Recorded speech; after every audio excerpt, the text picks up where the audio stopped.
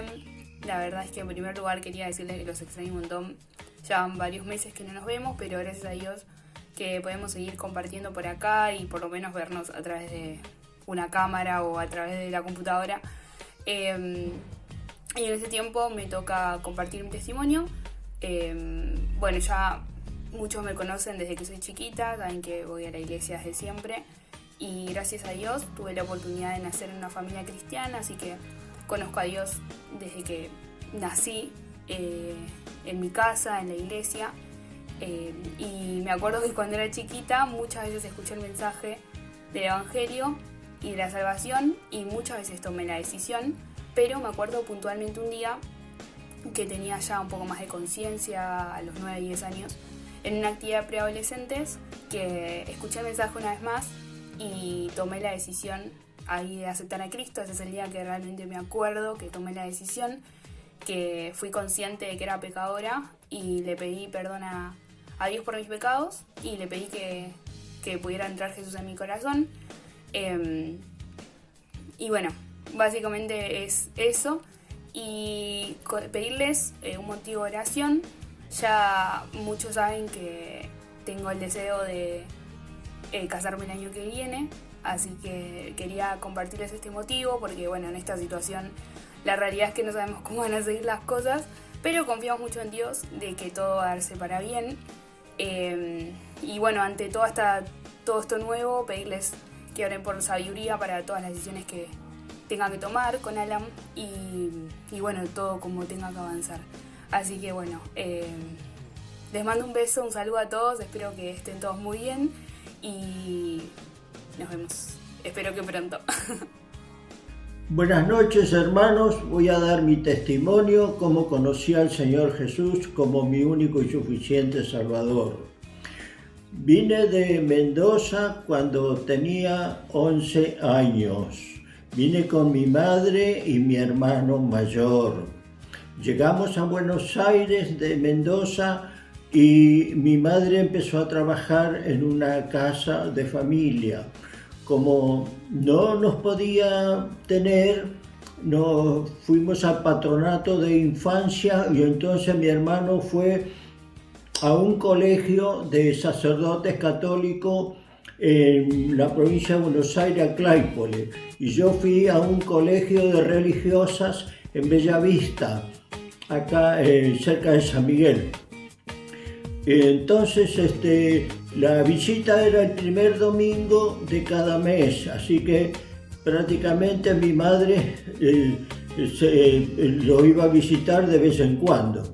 Bueno, así transcurría el tiempo y yo pasé muy bien ahí en ese colegio de religiosas, tuve bastante tiempo allí. Y había un celador, un sargento retirado del ejército, don Miguel Villalba, me acuerdo, muy bien, muy bien. Después cuando salí para esto, como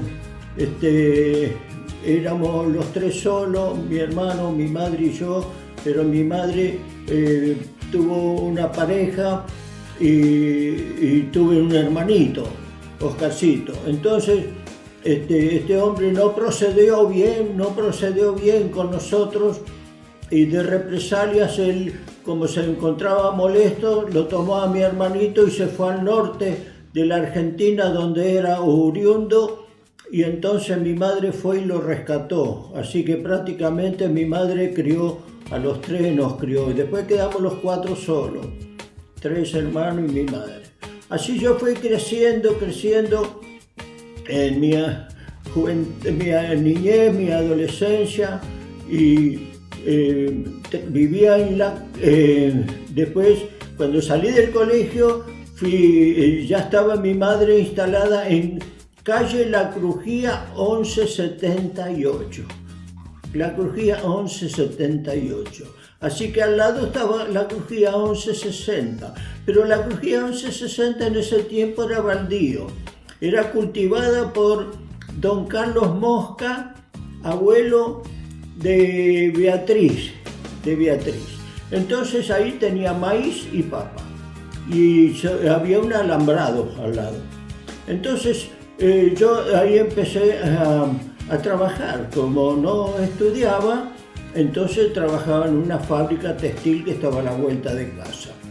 Y así fui creciendo, y me gustaba mucho el fútbol, iba a jugar al fútbol en los potreros, y después un muchacho me llevó a Villa Lynch y trabajé en una fábrica textil en Villa Lynch. Ahí a los 17 años me enseñaron a manejar, sacaron un permiso especial en la Municipalidad de San Martín y manejaba con un permiso especial hasta los 18 años, que ahí sí pude sacar el registro.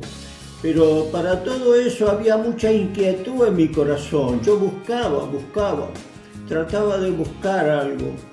Y para eso yo, en esa búsqueda, yo quería leer dos textos en la palabra del Señor. Si me acompañan, si tienen la Biblia ahí, Salmo 42. Como el ciervo brama por la corriente de las aguas, así clama por ti, oh Dios, el alma mía. Mi alma tiene sed de Dios, del Dios vivo. Y quería leer otro texto en Gálatas 2:20, que dice así: con Cristo estoy juntamente crucificado, y ya no vivo yo, mas Cristo vive en mí. Y lo que ahora vivo en la carne, lo vivo en la fe del Hijo de Dios, el cual me amó y se entregó a sí mismo por mí. En esa búsqueda, yo iba con un muchacho que íbamos al fútbol, al Luna Park. En ese tiempo no había televisión, entonces íbamos al cine, íbamos al Luna Park, íbamos a ver al fútbol los domingos. Pero había en la calle Libertad, a la vuelta de la crujía, un hermano en la fe que me invitó a la crujía a escuchar el mensaje del Evangelio un domingo. Y entonces escuché el mensaje del Evangelio y me impactó mucho. Y en la crujía en ese tiempo había reuniones los martes, oración, y los jueves enseñanza, ministerio. Entonces, ese jueves habían invitado, porque siempre invitaban, todos los jueves invitaban hermanos que vinieran a tomar la palabra. Y ese jueves invitaron al hermano don José Avellaneda. Era un hermano que se había convertido en la cárcel de Rosario. Y habló justamente del capítulo 15 de Juan, que extraordinario es, pero me impactó tanto esa noche, me impactó tanto ese mensaje que llegó a mi corazón. Y entonces cuando terminó la reunión de hablar, apenas terminó de hablar este hermano, don José Avellaneda, le dije a este hermano que me llevó, digo, quiero hablar con él, con el predicador, quiero hablar con él. Y entonces fui y hablé y bueno, y le dije yo que quería conocer al Señor Jesús como mi Salvador. Y ahí nomás me llevó a la entrada, a la crujía, que era el chalecito en ese tiempo. Entonces a la entrada a la izquierda, ahí nos arrodillamos los dos y yo le pedí perdón al Señor Jesús y lo acepté como único y suficiente Salvador.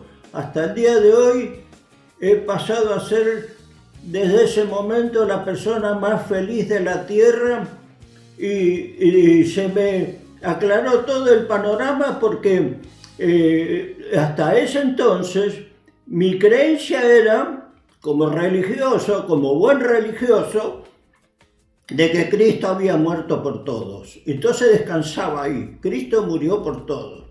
Pero nunca me había imaginado que Cristo murió por mí. Desde ese momento no. Se me aclaró todo el panorama y desde ese momento creí que Cristo había muerto por mí.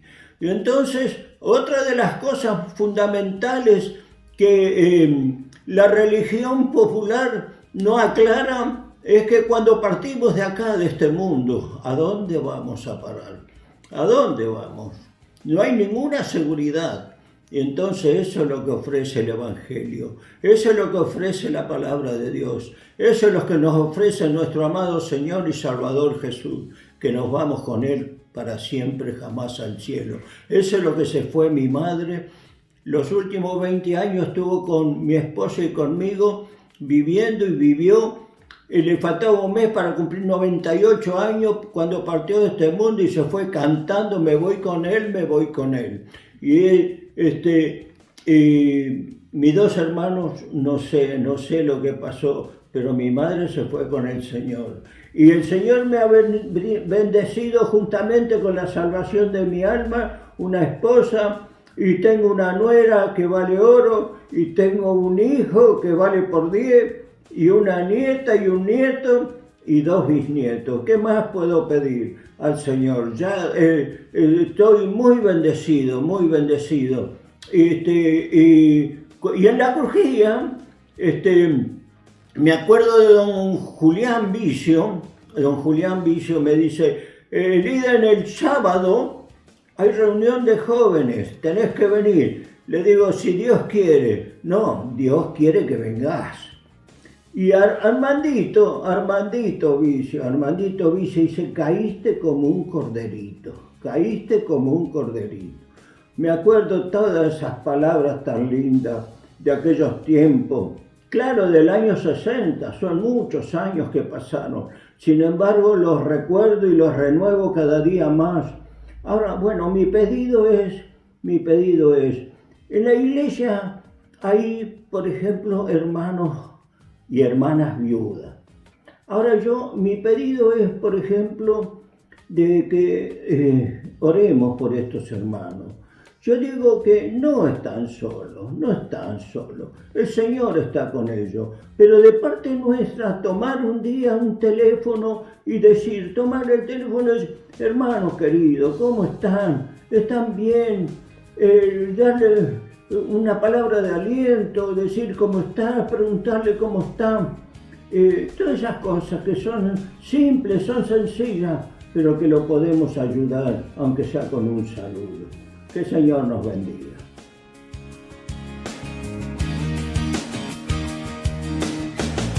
¿Qué tal, hermanos? ¿Cómo andamos? Hoy nos acercamos al último versículo del capítulo 12 de Romanos.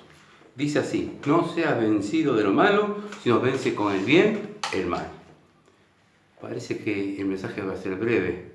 El versículo es muy chiquito, muy cortito. Nos parece que con este versículo terminamos todos los temas que estaban encarados en el capítulo 12 de Romanos. Pero no es así. Les invito a que con sus Biblias veamos un panorama de este pasaje, del contexto de este pasaje. Fíjense ustedes, el capítulo 12 empieza con la exhortación, así que hermanos, os ruego por la misericordia de Dios que presentéis vuestros cuerpos sacrificio vivo, santo, agradable a Dios. Luego sigue el capítulo con recomendaciones y con exhortaciones de servicio en la obra de Dios, de cuidar nuestras vidas, de una forma, de manera en que nosotros sepamos comportarnos como iglesia y dar un testimonio adecuado delante del mundo. Pero llegamos al versículo 21 y aquí parece que hubiera un cambio. ¿Por qué? Si ustedes se fijan, en todos estos versículos, hasta el versículo 19, se está hablando acá de en plural, que no nos venguemos, que no paguemos a nadie mal por mal, que seamos unánimes entre nosotros, que debemos bendecir a los que nos persiguen, etc. Cuando llegamos al capítulo 13, que aquí aparece todo un bloque de texto, sométase toda persona a las autoridades superiores. Y ahora parecería ser que estuviera hablando el apóstol de una manera impersonal, no solamente a nosotros como creyentes, sino que a todos aquellos que como seres humanos deben tener una conducta, pero también nosotros como creyentes someternos ya no a lo que es el ámbito congregacional, sino también a lo que es el ámbito civil, al ámbito público. Cuando empieza entonces, sométase toda persona a las autoridades superiores. Y sigue desarrollando así el tema, de modo que supone la autoridad a lo establecido por Dios se opone, y va llevando así el apóstol a considerar algunas conductas públicas como creyentes también, y que son conductas que deberían ser observadas en la sociedad misma. Pero ¿qué pasa con este versículo 21? Dice, no seas vencido del malo, sino vence con el bien el mal. En el versículo 20, si ustedes se fijan, hay un giro. Hasta ahora venía todo hablándonos a nosotros. Ahora aquí dice, si tu enemigo tuviere. Ya la exhortación se dirige de manera muy particular a cada uno de nosotros. Si tu enemigo tuviere. Y cuando llegamos a este versículo 21, aquí vemos que el sujeto está tácito, está oculto, pero está presente. No seas vencido de lo malo, es decir, tú no seas vencido de lo malo, sino que tú vence con el bien el mal. Es decir, cuando consideramos este versículo 21, debemos tener en cuenta que es un mensaje directo a cada uno de nosotros. Si bien muchas veces nosotros nos levantamos con el dedo acusador y vemos la conducta de los hermanos y de otros hermanos, ahora acá el Espíritu nos lleva a contemplar nuestra conducta muy particular. Tú, es decir, yo no sea vencido de lo malo, sino que tengo que vencer con el bien el mal. Perfecto. ¿A qué se refiere aquí la palabra cuando dice tú no seas vencido? El término acá, vencer, es el que tú debes perseverar, debes estar siempre presente, debes mantener una continua lucha. Pero notemos también que en esto aparecen ahora dos conceptos, el bien y el mal. Y notemos que nos está llevando la palabra a contemplar el centro de toda vida cristiana y que tendría que ser también el centro de todo ser humano creado por Dios. Debemos perseverar en el bien, en lo bueno, no en lo malo. Desde antiguo siempre estaba presente el concepto del mal y del bien, del mal y de la maldad. Del mal y de la maldad. En el Salmo 38, versículos 20 a 22, aquí el salmista dice, los que pagan mal por bien me son contrarios por seguir lo bueno. Él experimentaba la persecución, la oposición de aquellos que pagaban con el mal el bien que recibían. Y sigue diciendo, no me desampares, oh Dios mío, no te alejes de mí, apresúrate y ayúdame, oh Señor, mi salvación. Era una lucha que tenía aquí el salmista. Él sabía que estaban aquellos que recibían el bien, pero que pagaban mal. Y anteriormente en el versículo 9 decía, Señor, delante de ti están todos mis deseos y mi suspiro no te es oculto. Es decir, evidentemente ante actitudes dispares de aquellos que estaban viviendo con David, o de su familia, o del pueblo de Israel también, aquellos a los cuales él como rey beneficiaba, él no recibía el bien. Recibía actitudes que le llevaban al mal. Y ante esta actitud, ¿qué tiene que decir el salmista? ¿Qué tiene que decir este rey? David, pedir auxilio a Dios, no me desampares. Y saber, por sobre todas las cosas, que delante de Dios están todos sus deseos. Qué hermosa experiencia la de David. Él sabía que delante de Dios estaban sus deseos. Dios conocía los deseos de su corazón. Dios conocía todas sus necesidades ante las persecuciones. Y mi suspiro, es decir, la leve insinuación de un pensamiento, era conocida también por Dios. Y aquí entramos a ver el tema. Debemos perseverar haciendo el bien. No debemos pagar el mal, sino que debemos con el bien acallar el mal. Y aunque recibamos afrentas y no seamos comprendidos, y aquellos a que hemos beneficiado nos defrauden y nos afrenten, nosotros tenemos que saber por sobre todas las cosas que está Dios. Que Él conoce nuestros pensamientos, que Él sabe cuál es nuestro deseo. Y por sobre todas las cosas, aquellos pensamientos, suspiros de pensamiento que hasta nosotros mismos a veces parece que estuvieran ocultos, Dios lo conoce. Es decir, que en primer lugar tenemos una gran lección que aprender. Debemos resistir al mal. No debemos dejarnos vencer por el mal. Con el bien, con lo bueno, Con lo bueno tenemos nosotros que afrontar las acechanzas del diablo y no pagar mal por bien. Dice también la Escritura allí en Job, capítulo 1, versículo 8, y también se repite en el versículo 3 del capítulo 2 de Job. Es un diálogo muy intenso que nos lleva a considerar el tema del mal en las profundidades de lo eterno también, y cosas que no podemos dilucidar hoy y que tal vez algún día entenderemos allí en la eternidad. Pero aquí Dios le está diciendo a Satanás: ¿no has considerado a mi siervo Job, que no hay otro como él en la tierra? Varón perfecto y recto, temeroso de Dios y apartado del mal. Y en el versículo 8 del capítulo 2 repite lo mismo, en el versículo 3. Job para Dios era un varón perfecto y recto en la tierra, pero por sobre todas las cosas era un varón apartado del mal. Y aquí este término apartado del mal implica no solamente de lo malo, sino de lo que es la esencia del mal, de la maldad. Hay tres palabras que deberíamos tal vez considerar con respecto al mal. En la Biblia, en el Antiguo Testamento, hay una palabra, los hebreos utilizaban una sola palabra, un solo vocablo para designar al mal y a la maldad. Era la palabra ra. Después hay, en la versión cuando se traduce el Antiguo Testamento del hebreo y griego, hay dos palabras en griego que se utilizan. Una más específicamente para marcar lo que es la maldad y la otra más abundantemente para marcar lo que es lo malo que hicimos, lo malo que recibimos, lo malo que fue un desastre natural, lo malo que fue una guerra, lo malo que fue una enfermedad. Y entonces ahí se establece una cierta diferenciación. Pero lo importante es en este versículo de Job, en estos dos versículos de Job, que se repite en oculto, en secreto, un concepto. Lo que en nuestras versiones aparece aquí como simplemente apartado del mal, y que en hebreo es ra, es decir, el mal, la maldad. Y va de la aclaración. Me llamó la atención el término ra. Y investigando vimos que deriva de la palabra del dios egipcio Amon-Ra. Es decir, que en la literatura hebrea, en el texto bíblico, se presenta a ese dios egipcio como el concepto de lo más malo, aquel dios que estaba mientras los hebreos eran esclavos en Egipto, mientras los hebreos escapaban por el desierto y los egipcios querían perseguirlos. Allí estaba presente la maldad en su máxima potencia. Y aquí lo que le está diciendo,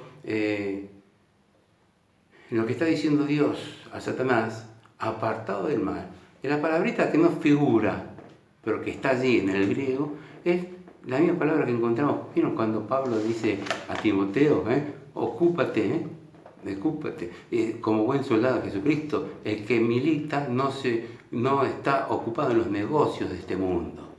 Es decir, aquí Dios estaría diciéndole a Satanás: mira, mi siervo Job está apartado, no ocupándose de este gran tema tremendo que es la maldad. Qué importante. No solamente Job después va a tener que recibir lo malo de la prueba que tiene que pasar y que es explicitada en el libro, sino que Dios ya veía que él no solamente no practicaba lo malo, sino que él estaba apartado y no se ocupaba y no tomaba la maldad como algo, como una existencia de vida, como algo que tenía que sostener su vida misma. Él se apartaba. Es decir, que ya tenemos una gran lección. Busquemos resistir siempre a los temas del diablo, a los temas del mal, a los males que nos puedan venir.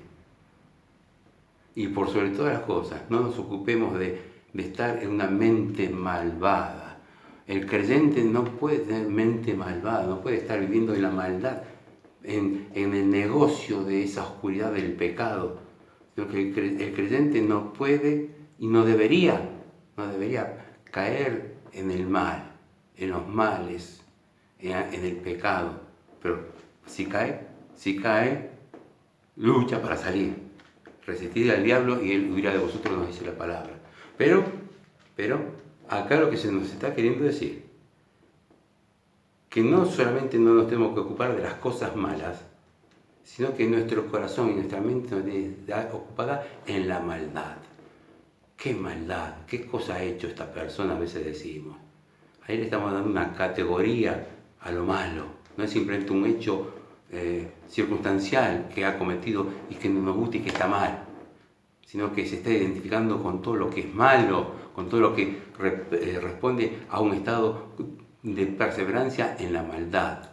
Y esto está privado para nosotros los creyentes. Por eso dice aquí Romanos 12, 21, que debemos luchar, no nos debemos dejar combatir, no debemos ser vencidos de lo malo, mucho menos de la maldad, mucho menos de la maldad. Caer en la maldad es caer en los dominios del diablo directamente. Caer en lo malo es luchar, es tener la oportunidad de luchar para salir adelante y vencer en la vida cristiana también. Pero pensemos lo siguiente ahora. Tenemos otra lección que sacar de aquí. Y surge también en parte del libro de Job. La base de la maldad no es solamente el no ocuparse de las cosas malas, cuyo principal, digamos así, gerente de esa maldad es Satanás, sino que nos da a pensar que el hombre es malo, comete actos malos porque niega o no acepta que es un ser infinito. El hombre quiso ser como Dios. ¿Cuál fue el pecado allí en el huerto del Edén? Seréis como dioses, seréis como Dios. El hombre no pudo, y eso le llevó a ese estado de pecado y de maldad. Y el diablo en las esferas celestes se rebeló contra Dios. Quiso ser como Dios, pero no pudo. Y eso es lo que lleva a ese estado de maldad.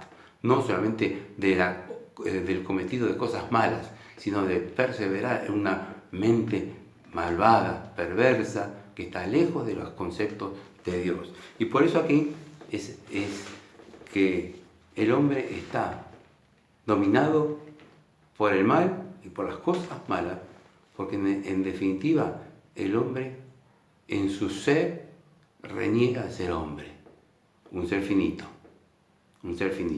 El hombre quisiera ser como Dios. Aquellos filósofos que dijeron Dios ha muerto porque el Dios estaba acá adentro, en el hombre. Esa es la más clara significancia de lo que quiere decir esto. El hombre pretende ocupar el lugar de Dios. Y no solo pretende ocuparlo, sino que pretende tener las condiciones de Dios. Que ya esto no es un pecado, es una maldad, una perversión que ha llevado totalmente al hombre en oposición contra Dios. Y no se resigna no ser Dios. Todo el manejo que hace el hombre actualmente con la ciencia, como las perversiones que se van dando en la raza humana, toda esa mente perversa de la que nos habla el capítulo 1 de Romanos. ¿Por qué es? Porque reina no solamente lo malo, reina la maldad, la categoría de maldad. El hombre ha sido tan perverso, se ha hundido tanto en el pecado, queriendo ser Dios, que ha negado aquellas claras manifestaciones de Dios. Dios, habiendo hablado en muchos tiempos, ahora nos ha hablado por su Hijo Jesucristo. Y lo ha negado también. Niega aquella maravillosa experiencia salmista. Los cielos cuentan la gloria de Dios. Niegan las palabras en Romanos también, que Dios nos ha hablado a través de los cielos, de la creación, de su obra maravillosa. Porque el hombre perverso, no solamente en sus actos, sino en su mentalidad de maldad, de pecado, de haberse alejado de Dios, de no querer ser un ser humano, sino querer ser un ser divino. Así que tengamos en cuenta esto para considerar entonces este último versículo del capítulo 12. Debemos no ser vencidos de lo malo, sino vencer con el bien el mal. Los griegos tenían un concepto muy alto de lo bueno, pero eso bueno que manifestaban los griegos también no coincidía con la moral que Dios pide, con las leyes que Dios puso en su creación y puso en el corazón del hombre. Y los griegos buscaban en su sabiduría a un Dios que era el Dios no conocido y no lo encontraban. Y cuando Pablo les predica al Dios no conocido, quien resucitó de entre los muertos, se burlan y se van. Nosotros aquí somos exhortados a perseverar y a vencer lo malo. Que no haya en nosotros nada malo que pueda ofender el nombre de Dios. Que no haya en nosotros nada malo que pueda herir más nuestro corazón. Que nos marque en una actitud negativa delante de Dios.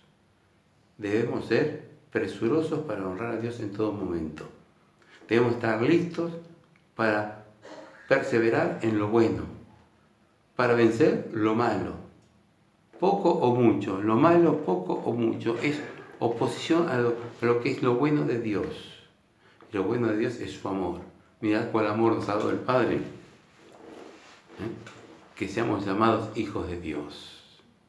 ¿Podemos buscar algo mejor que esto? De todos los males que debemos afrontar en el mundo, ¿hay alguno que pueda opacar este gran acto de bondad de Dios? Su amor para con nosotros. Su amor para con nosotros, que nos dio la dignidad y categoría de hijos de Dios. Su amor para con nosotros, que nos lleva a estar unidos en Cristo y ahora a asumir nuestra propia responsabilidad aquí. Pero bien, acá es como una entrada a este versículo también a descubrir un poco el concepto del Antiguo Testamento. Cuando dice, vence con el bien el mal. Acá hay un principio que se venía dando ya desde antiguo, porque Dios va hablando para corregir las cosas malas que había en el ser humano.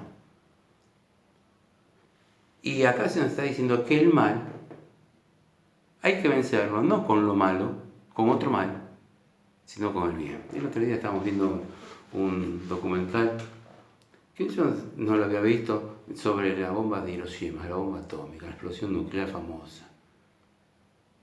El hombre quiso frenar lo malo con lo malo. Y la actitud del ser humano, aún moralmente sano como se pretende ser, está apuntalada en actitudes similares. Poner justicia de acuerdo al concepto humano. Imponer características de orden de acuerdo al orden humano. Y esto es lo que motiva todo el fracaso del ser humano.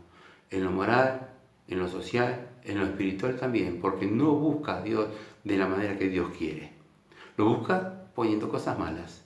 Lo busca al concepto sano que se puede escuchar el mensaje del Evangelio. Lo busca a Dios pervirtiendo el mensaje del Evangelio, tratando de cambiar conceptos que están en la palabra de Dios.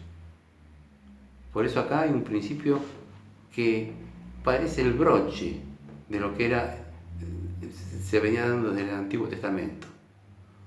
Lo malo debemos vencerlo, no con lo malo, sino con el bien. Vamos a dar unos ejemplos de lo que pasaba en el Antiguo Testamento. A veces leemos pasajes que nos hacen pensar mucho en la crueldad de los hombres. Pasajes que nos muestran el pecado de hombres que estaban como hijos de Dios en la antigüedad. Y decimos, ¿pero esto puede ser? El ser humano recién salido del huerto de Edén y la muerte de Abel. Cuando Lot quiere defender a aquellos ángeles que eran sus visitantes y ofrece a sus hijas en una actitud pecaminosa. Cuando David peca, adultera, y no solo eso, sino que manda a la muerte a morir en frente de batalla al esposo de Betsabé. ¿Cuántas cosas encontramos que nos chocan? Porque había una moral baja, mala, pero debemos tener en cuenta siempre esto. El mensaje de la palabra de Dios en todo el Antiguo Testamento se ve bien claro. Dios muestra las debilidades de los seres humanos y de sus hijos también en la antigüedad. No las oculta. Cuando en el libro de los reyes, de Samuel, de Reyes, de Crónicas, encontramos nosotros una gran cantidad de detalles de esto que estamos diciendo. ¿Por qué? Porque los cronistas, aquellos que narran la historia del pueblo de Israel, no buscan un relato especial para tapar los defectos de sus reyes. Los muestran naturalmente. Y pegado a eso viene la exhortación de Dios. Dios muestra el pecado, no lo oculta, y Dios muestra también la solución y el camino. El hombre estaba acostumbrado a hacer muchos ritos La ley mosaica exigía un derramamiento, un sacrificio continuo. Hasta que llega la época de Isaías y Dios tiene que decir, mejor que los sacrificios es obedecer. Había un cambio, eso es fundamental. Dios va trabajando progresivamente sobre los hombres de Dios en la antigüedad para irlos mejorando y sacándolos y llevándolos a buen puerto. Allí David está en Samuel, 2 Samuel capítulo 24 y también en Crónicas. Allí David manda censar al pueblo de Dios. Él quiere saber cuántos eran. Él quiere saber con qué armas contaba, con qué fuerza contaba para enfrentar al enemigo. Y humanamente él manda censar al pueblo de Dios. Dios lo castiga, no a él, al pueblo. Y el pueblo empieza a morir, una enfermedad. Y David tiene que arrepentirse y pedir a Dios que libre a su pueblo y que lo castiga a él.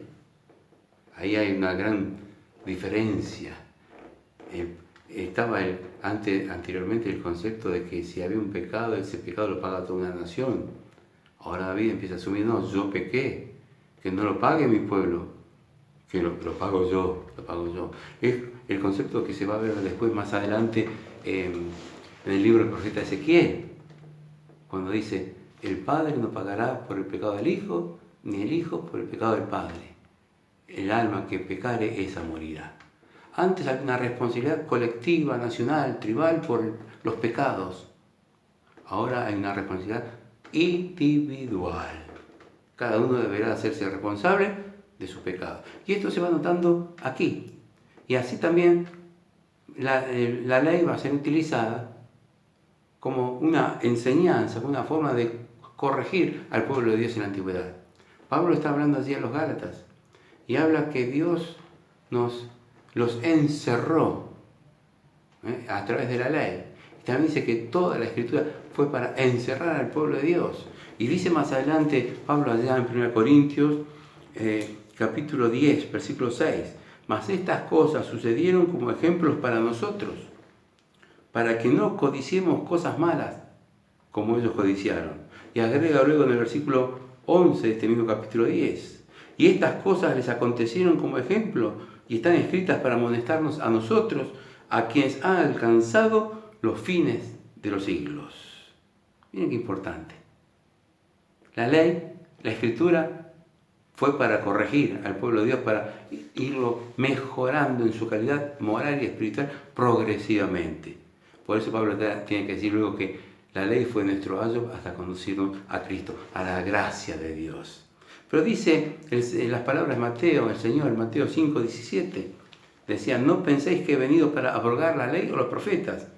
No he venido para abrogar, sino para cumplir, para perfeccionarla, para hacerla mejor, Y qué importante es esto. En la antigüedad estaba marcado en muchos conceptos por costumbres que estaban en otros pueblos y que podían ser bárbaras. Por eso Dios tiene que decir, el alma que pecare, esa morirá, no otros. Por eso Dios tiene que, a través de toda la Escritura, perfeccionarla para que el Señor Jesús es aquel que luego vino a cumplir toda la Escritura, toda la ley, para mostrarnos ya que la época de violencia, la época de maldad que se puede observar en el Antiguo Testamento, en la raza humana y en el pueblo de Israel, ahora esa época va a ser perfeccionada. Qué hermoso es esto, pensar cómo Dios estuvo preparando a su pueblo a través de los tiempos. Miren, hay un concepto, antes los sacrificios eran cruentos. Luego se entiende que mejor es una obediencia que un sacrificar. Es una gran mejora antes de la llegada del Señor. También estaba el hecho de que ojo por ojo y diente por diente. Y el Señor habla del amor. Pero este ojo por ojo y diente por diente, conocida como la famosa ley del talión, ya usada en la época babilónica, en la época de Abraham, también acá en la Mesopotamia, esto que parece cruento, y era cruento, en realidad estaba tratando de limitar un castigo. Porque aquel que perdía un ojo no se desquitaba con el otro sacándole el ojo. sino que le provocaba un mal mayor. Y aquel que era herido, luego no quería vengarse con otro herido, sino con la muerte.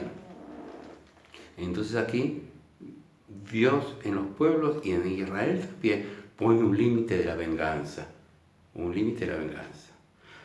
Si esto lo aplicamos al versículo que tenemos nosotros que estamos considerando de Romanos, vemos que nosotros no tenemos que ser vengativos. No tenemos que pagar mal por mal. Por más que le paguemos la misma característica de lo que Él nos ha hecho. Ay, cuántas veces un pariente tal vez nos ha producido un mal económico, un celo, un hablar o en la iglesia. Y nosotros respondemos de la misma manera. ¡Qué triste! Acá la palabra nos está diciendo que debemos pagar eso malo que hemos recibido con lo bueno que Dios nos ha dado. ¿Y cuál va a ser el efecto de lo que dice la Escritura? Agua de fuego amontonaremos sobre su cabeza. Es decir, estaremos produciendo un efecto purificador, un efecto que les lleva a reflexionar. Y nosotros estaremos perseverando. Esa es la forma de perseverar valientemente en lo bueno, no en lo malo. No seremos vencidos de lo malo. Aquel hermano que dice, bueno, yo me hizo tal cosa, por lo menos ya, ahora que piense. Y se da por satisfecho de que algo le hizo que le ha provocado a él un sentido de, bueno, ya me desquité. Ese hermano ha perdido espiritualmente. Ese hermano no tiene calidad espiritual. Ese hermano es un hermano carnal. Ese hermano debe pensar cómo actuar bien, decentemente, delante de sus hermanos en la fe. Por eso acá viene el pasaje dirigido tú persevera tú, no seas vencido tú de lo malo, sino que tú debes vencer con el bien el mal. Y vamos terminando porque ya evidentemente el tiempo se nos ha ido, pero si tuviéramos nosotros que definir este tema, diríamos bien por mal. También deberíamos decir ética de situación. Y con esto cerramos el tema. Ética de situación, ¿qué significa esto? Conducta de la situación, que actuamos de acuerdo a la situación que estamos viviendo, que pagamos de acuerdo a la situación que estamos viviendo, que recompensamos de acuerdo a lo que la situación nos impera. ¿Y cuántas veces nos hemos equivocado? La llamada ética de situación es buscar, si algo nos ha salido mal, buscar con otro mal, tal vez con una mentira, tal vez con una pequeña estafa, tal vez con un pequeño abuso, solucionar el problema. ¿Y qué nos dice aquí Dios en su palabra? No sea vencido de lo malo. No tratemos de componer nuestros errores con otros errores, por más que nos parezcan más adecuados, más éticamente buenos a la época, que es lo acostumbrado que se hace. Tengamos mucho cuidado. Es mejor perder para ganar. Aquel hermano que a lo mejor perdió algo y lo tuvo que recuperar, si lo ha recuperado con lo bueno de Dios, va a ser bendecido siempre, porque Dios no debe dudar de nadie. Pero nosotros lo que tenemos que hacer es mantenernos firmes en las cosas de Dios. No ser vencidos de lo malo, no identificarnos con el sistema maldad, con el negocio de la maldad. No abusar de las costumbres de tiempo para tratar nosotros de superar nuestros males, nuestros problemas, porque la verdadera solución está en Dios. Es el pensamiento del salmista que habíamos leído antes. Señor, delante de ti están todos mis deseos y mis suspiros no te es oculto. Hermano, hermana, si tenemos algo que queremos arreglar, si tenemos algo que queremos solucionar, si tenemos algo que queremos superar, no busquemos nuestras triquiñuelas, busquemos el consejo de Dios. Dios conoce hasta nuestro suspiro íntimo y a Él no lo podemos engañar. Aprendamos a ganar, perseverando en lo bueno, a no ser vencidos de lo malo, a no identificarnos con el negocio de la maldad de Satanás y vamos a ser bendecidos. Y así termina entonces este capítulo. Es breve esto, pero nos pone en el centro y en la situación personal. Debemos ubicarnos. no seamos vencidos de lo malo. Venzamos, ganemos con el bien, con lo bueno que es de Dios. De Dios no puede venir lo malo, de Dios viene únicamente lo bueno, la excelencia, el bien. Por eso paguemos el mal con el bien. Perseveremos en lo bueno, no seamos vencidos de lo malo. Dejemos las situaciones de momento a un lado y actuemos de acuerdo a la conducta cristiana. Y así termina este capítulo. Había conductas y consejos para todos, pero ahora este consejo es en particular, personal para cada uno de nosotros. Debemos vencer con lo bueno, con el bien, el mal.